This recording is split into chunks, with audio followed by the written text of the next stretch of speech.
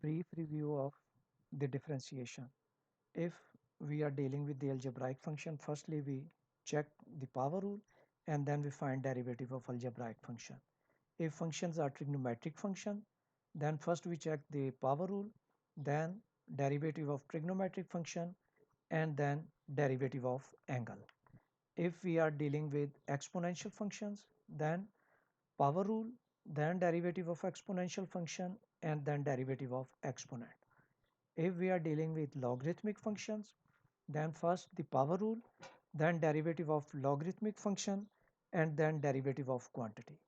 If we are dealing with inverse trigonometric functions, then first the power rule, then derivative of inverse trigonometric function, and then derivative of quantity.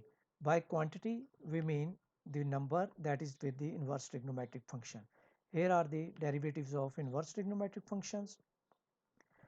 Derivative of sine inverse of x, that will be 1 over 1 minus x square, and derivative of cos inverse of x, that will be minus 1 over 1 over 1 minus x square under root.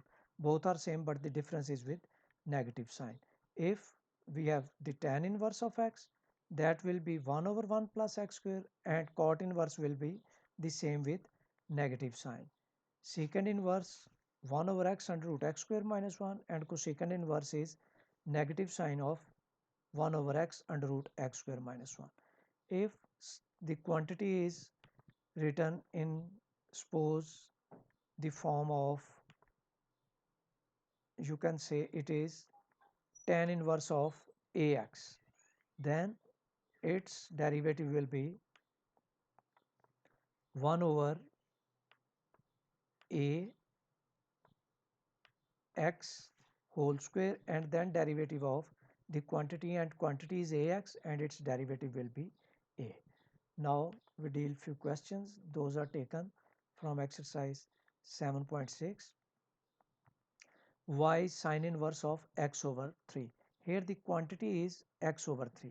First we find take derivative according to sine inverse, and that is 1 over 1 minus x square. By x square means this quantity, and then derivative of quantity.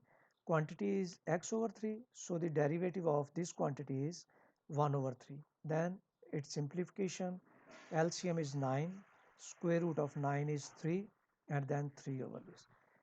In this question, tan inverse of x square, the quantity in this question is x square, so 1 over 1 plus x square, and this square is for formula, and then derivative of quantity, derivative of x square is 2x.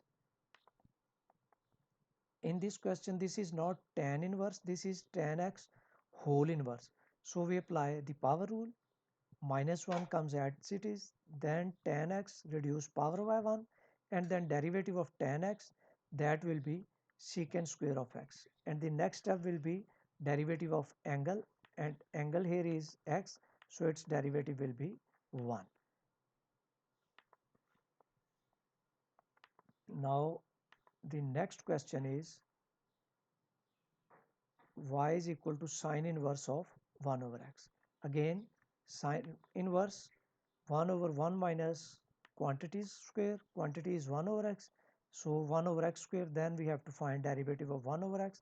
I have written 1 over x in this form, applying power rule, and derivative of quantity, quantity is x, so its derivative will be 1, and this will be the final answer for this question. Now 28th question is logarithmic function, but the quantity is inverse trigonometric function.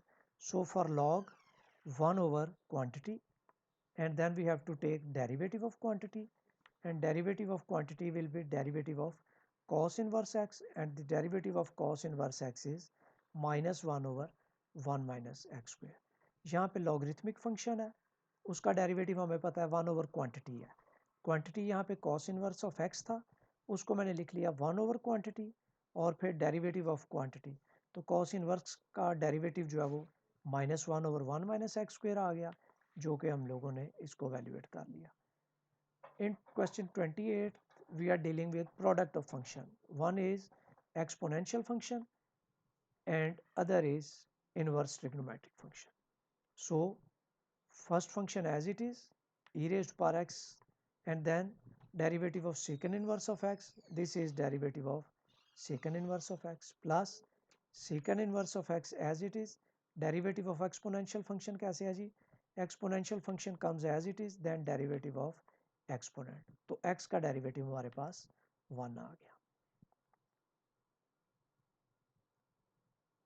cos inverse of cos of x, अगर हम इन दोनों को simplify करते हैं, cos inverse and cos, the power for this cos is 1, cos inverse minus 1 plus 1 equals to 0, so this will be left with only x, so dy by dx of x will be equal to 1. For this question we are dealing with sin inverse of x plus cos inverse of x, taking their derivative. Derivative of sin inverse of x is 1 over 1 minus x square, and derivative of cos inverse x is minus 1 over 1 minus x square, and they are cancelled out, and the derivative for this function is 0.